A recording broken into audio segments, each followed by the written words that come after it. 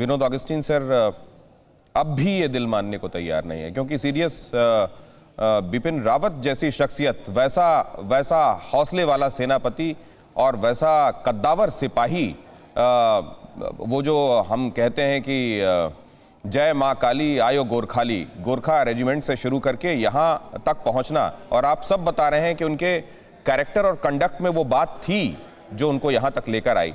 और आज जब हम उनको याद कर रहे हैं तो निश्चित रूप से उन गुणों को, उन वर्च्यूज़, उन एट्रीब्यूट्स को भी मिस कर रहे हैं जो जनरल बिपिन रावत की पर्सनालिटी का इंटीग्रल पार्ट थे। कमर आगा सर, मैं आपके पास आऊं उससे पहले कुमार कुंदन के पास मैं जाना चाहूँगा। सीडीएस जनरल बिपिन रावत के घर के सामने वो मौजूद हैं। इन तमाम जगहों पर जाहिर है समय जाना और ज़्यादा कष्टकर है, लेकिन ये इस वक्त की सच्चाई है और जानने के लिए जाना पड़ेगा कुमार कुंदन के पास कि वहाँ से इस वक्त क्या ब्यौरा है जो हमारे साथ साझा कर सकते हैं वो।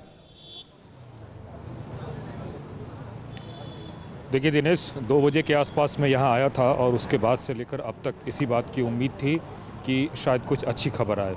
हर कोई यहाँ उनके आने के बाद, उनके परिवार के लोग, उनके संबंधी, सब लोग भगवान से इसी बात की दुआ कर रहा था कि कहीं कुछ एक अच्छी खबर आए, क्योंकि बार बार ये खबर आ रही थी कि उनका इलाज चल रहा है और जल्दी स्वस्थ होने की सब लोग कामना कर रहे थे।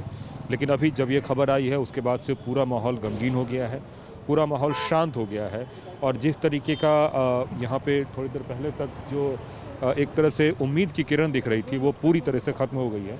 और ये जो उनका घर है 3 कामराज नाज, अब एकदम यहाँ पे लोगों का आना जाना बिल्कुल भी एक तरह से कह सकते हैं कि बंद हो गया है। अभी से थोड़ी देर पहले तक यहाँ पे उत्तराखंड के 3 सांसद आए, इसके अलावा चीफ ऑफ आर्मी स्टाफ आए, इसके अलावा राजनाथ सिंह आए। तो ऐसा लग रहा था कि वो लोग सिर्फ और सिर्फ श्रद्धांजलि देने आ रहे हैं, क्योंकि जिस हिसाब से खबर आई, खबर बेशक अभी आई हो लेकिन लोग कई सारे उम्मीद की किरण छोड़ चुके थे। कुछ लोग ऐसे भी थे जिन्हें ऐसा लगता था कि नहीं कोई चमत्कार होगा और अच्छी खबर आएगी, और लेकिन ऐसा कोई चमत्कार नहीं हुआ और आखिरकार वही हुआ जिसका सबको एक तरह से कह सकते हैं कि डर था। और अब यहाँ पे सिर्फ और सिर्फ उनके परिवार के कुछ लोग मौजूद हैं। और हालांकि जब से आधिकारिक घोषणा हुई है उसके बाद से अभी तक यहाँ कोई आया नहीं है, लेकिन उम्मीद की जा रही है कि थोड़े समय बाद यहाँ पे एक बार फिर वीवीआईपी मूवमेंट शुरू हो। दिनेश। कुमार कुंदन, हमारे संवाददाता 3 के कामराज मार्ग के सामने से, जो कि सीडीएस दिवंगत जनरल बिपिन रावत का घर है, और अभी दिमाग को, ज़ुबान को अभ्यस्त होने में जाहिर है बहुत वक्त लगने वाला है जनरल बिपिन रावत के नाम के साथ दिवंगत और स्वर्गीय लगाने के लिए, लेकिन ये इस वक्त की सच्चाई है। कमर आगा साहब, विदेश मामलों के जानकार, रक्षा मामलों के जानकार, उनके पास मैं जाता हूँ। कमर आगा सर, ख़ास तौर से आत्मनिर्भर भारत, सेल्फ रिलायंस की तरफ आर्मी ने जो कदम बढ़ाए थे उसका एक मुख्य सूत्रधार जनरल रावत को माना जाता है।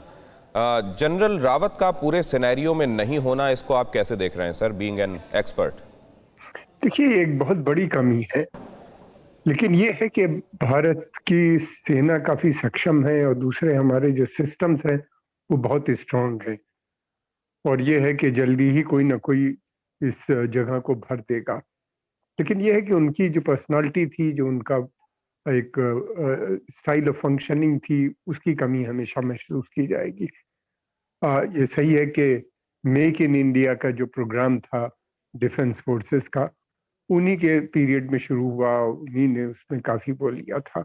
आत्मनिर्भर भारत जिसे हम कहते हैं, उसके अंदर वो काफ़ी तेज़ी से चल रहा था। उसके अंदर हम लोग की कोशिश ये थी कि जल्दी भारत डिफेंस प्रोडक्शन दूसरे मुल्कों के साथ मिलके कर रहा है और शुरू हो चुका है। बहुत से एग्रीमेंट हमारे साइन हुए हैं। अभी पुतिन जी आए हुए थे, रशिया के प्रेसिडेंट, उनके साथ भी कुछ साइन हुए हैं बहुत सी चीज़ें। फिर उसके अलावा और देशों के भी साथ मिलके फिर डीआरडीओ जो काम कर रहा था, बहुत सी चीज़ें बना रहा था, चाहे वो मिसाइल प्रोग्राम हो हमारा या दूसरे क्षेत्र में जितने भी प्रोग्राम हैं, वो सब बहुत आगे चल रहे थे। उनमें उनकी काफ़ी रुचि थी, उनका पर्सनल इंटरेस्ट उसमें इन्वॉल्व था।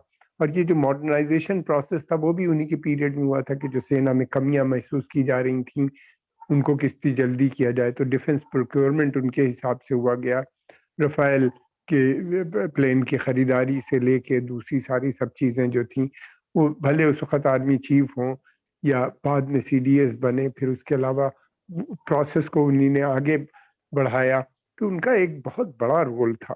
तो ये ऐसे इतना बड़ा रोल इतनी जल्दी कोई आदमी भर देगा, एक आदमी, उसमें समय जरूर लगेगा, लेकिन ये है कि बहुत से लोग हैं सेना के अंदर जो मिल के कलेक्टिव रिस्पॉन्सिबिलिटी शुरू में लेके, लेकिन वो लीडरशिप की कमी जरूर महसूस होगी। लीडरशिप की कमी। और ये जो आप कह रहे हैं सर कि निश्चित रूप से वो जो उनकी बात थी, क्यों 27वें थल सेना प्रमुख होने के बाद पहले सीडीएस के तौर पर उनका चुनाव किया गया, इसके पीछे कोई वजह रही होगी। वो वजह ये है कि जितना इनोवेटिव तरीके से, जितने इनिशिएटिव्स लेकर जनरल रावत ने चीज़ें की हैं, वैसा कम लोग कर पाते हैं। और जितने तमाम पदों पर रहते हुए जनरल रावत ने जो कंट्रीब्यूट किया, वैसा कंट्रीब्यूशन भी बहुत कम देखने को मिलता है। अड़ी सोमवार से शुक्रवार शाम 6 बजे सिर्फ TV9 भारतवर्ष पर।